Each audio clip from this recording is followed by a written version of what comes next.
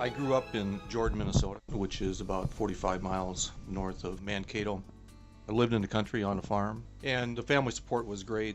I was the first one in our family of 5 to attend college. I looked at Mankato State College for a couple of reasons. One is I anticipated maybe playing some baseball there, but the primary reason was to go to that school because it was pretty well known as a great institution for producing quality teachers, and that's what I wanted to become. Coach McCarthy, he was a great mentor and coach. Kinesiology classes and physiology classes from him.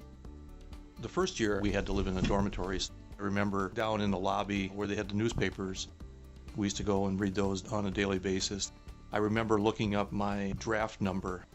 I graduated in June of 1972. 30 days later I received my draft notice because my deferment was up. I had number 71 and the draft went up to 90 that year.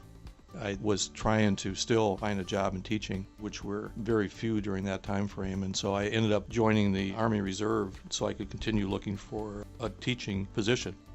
And I found an interim position being a supervisor for a manufacturing company in Savage, Minnesota, Fabcon Incorporated, a brand new company.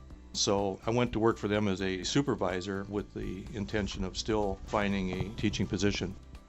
I became a vice president of manufacturing at Fabcon Incorporated. During that period of time, I had received as a co-inventor 10 patents for manufacturing equipment, which was pretty significant during that period of time.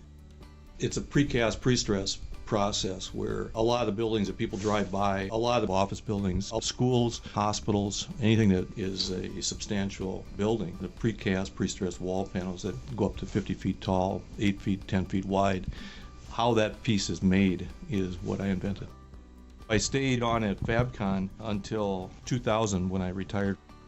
But in the interim, since I had a 6-year commitment in the military, I decided to go to officer candidate school and look at becoming an officer, which I did in 1976, being commissioned as a second lieutenant. After my retirement in 2000, I continued on with my military career. In October of 2007, I became the division commander of the 34th Division, and 3 months later found out I was going to be deployed to Iraq, just completing that mission in February of 2010. So from the military standpoint, going from an enlisted guy to a major general is pretty significant.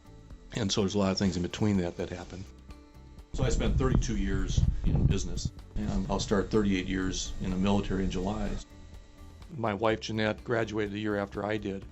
We live in New Prague, Minnesota, where we've been since 1975. We built a home and raised our 2 children.